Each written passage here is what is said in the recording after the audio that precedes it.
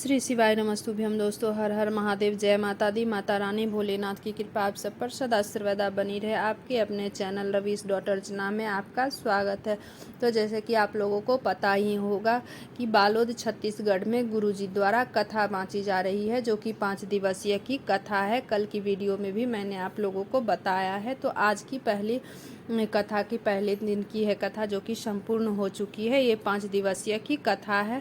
तो इस कथा में गुरुजी ने 10 उपाय बताए हैं। तो जो मैं 10 उपाय आप लोगों को बताऊंगी, अगर किसी कारणवश आप लोगों ने उस कथा को नहीं सुन पाए हो तो मैं पूरी कथा की संपूर्ण जानकारी दूंगी।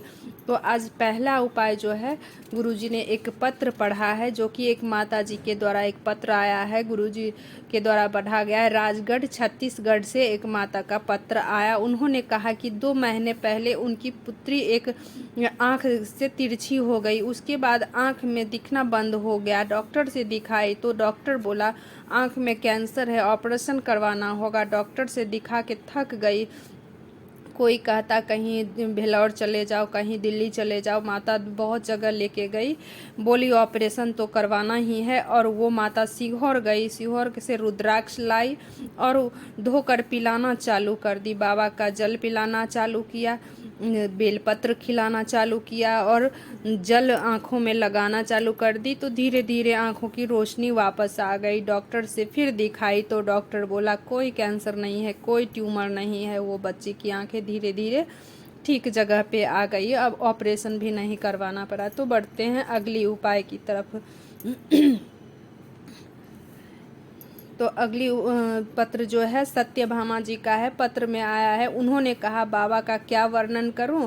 2019 से उनका बेटा सारी परीक्षा देकर थक गए। बहुत सी तैयारियां की, बहुत सारा एग्जाम दिया, पर कोई नौकरी नहीं लगी। तब मैंने बेटे को सलाह दी मंदिर जाओ। मंदिर जाना चालू किया और पशुपति व्रत चालू किया। तिल्डा नेवरा में कथा सुनी और आखिरी दिन कथा में जो भी मांगोगे दिल से, गुरुजी का कहना है कि कथा के आखिरी दिन आप जहाँ से बैठ के कथा सुन रहे हो, उस कथा में मन में जो भी भोलेनाथ से मांगोगे, बस कथा सुनने मात्र से आपकी मनोकामना पूर्ण हो जाएगी। तो उनका बेटा तिल्डा नेवरा में जो कथा हो रही थी, उसमें वो अंतिम दिवसीय की कथा सुन रहे थे और बाबा से मनोकामना बोले, और अभी वो शिक्षक पद पर हैं। कथा सुनने मात्र से उनकी मनोकामना पूर्ण हो गई। तो बढ़ते हैं अगली पत्र की तरफ। जो अगली पत्र आए हैं नंदनी जी का पत्र आया। वो 9 साल शादी को हो गया था, कोई संतान नहीं था। डॉक्टर बोल दिया था कि दोनों में खराबी है, संतान नहीं हो सकती है। उन्होंने 3 बार आंकड़े का प्रयोग किया। पहली बार किया, कुछ नहीं हुआ। फिर दूसरे बार आंकड़े के जड़ का प्रयोग किया। फिर तीसरे बार भी किया, पशुपति का व्रत किया, तो उनको संतान की प्राप्ति हुई। तो भोले बाबा ऐसे औघड़दानी हैं, ऐसा गुरुजी का कहना है। तो बढ़ते हैं अगली उपाय की तरफ। हर शिवरात्रि में कुछ न कर पाए तो शिवाला जाके 1 लोटा जल जरूर चढ़ाएं, 1 बेलपत्री जरूर चढ़ाएं। गुरुजी का कहना है शिवरात्रि का दिन भोलेनाथ को बहुत ही अधिक प्रिय है। चाहे वो कोई महीने का हो, हर एक महीने में शिवरात्रि आती है। मात्र 1 लोटा जल सारी समस्या का हल। तो 1 लोटा जल, ना बेलपत्री मिले तो 1 लोटा जल जरूर चढ़ाएं। तो बढ़ते हैं अगली उपाय की तरफ।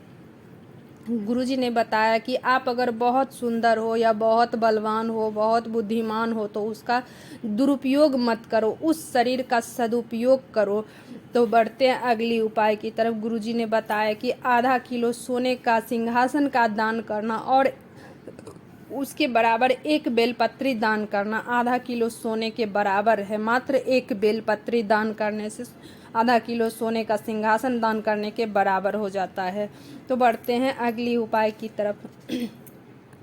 एक माता बता रही थी पति का ऑपरेशन था। डॉक्टर को बोली मुझे 3 दिन दे दो, और वो कभी मंदिर नहीं जाती थी। अब 3 दिन मंदिर गई, मात्र 3 दिन गई, उसकी किस्मत बदल गई। 1 लोटा जल डाल के और बाबा से मांग के 1 बेलपत्री ला के पति को देती गई। पति ठीक हो गए, बस वो जल ला के दे रही थी और 1 बेलपत्री बाबा से मांग करके देते गए। अब उसका ऑपरेशन टल गया, ऑपरेशन भी नहीं करवाना पड़ा। बढ़ते हैं अगली उपाय की तरफ।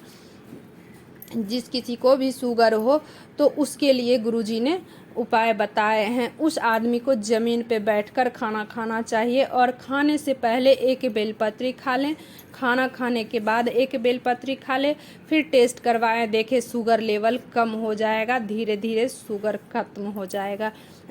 तो गुरुजी कहते हैं कि ज़मीन पे बैठ के खाने से ये होता है। तो और एक बेलपत्री का फल क्या है, बढ़ते हैं अगली उपाय की तरफ।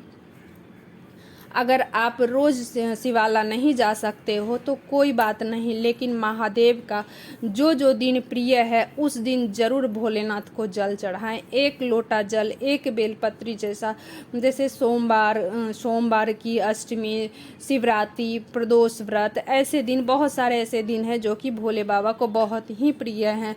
तो इस दिन ज़रूर बाबा को एक बेलपत्री और एक लोटा जल चढ़ाएं। एक लोटा जल सारी समस्या का हल, गुरुजी का कहना है। और बाबा तो औघड़दानी हैं। तो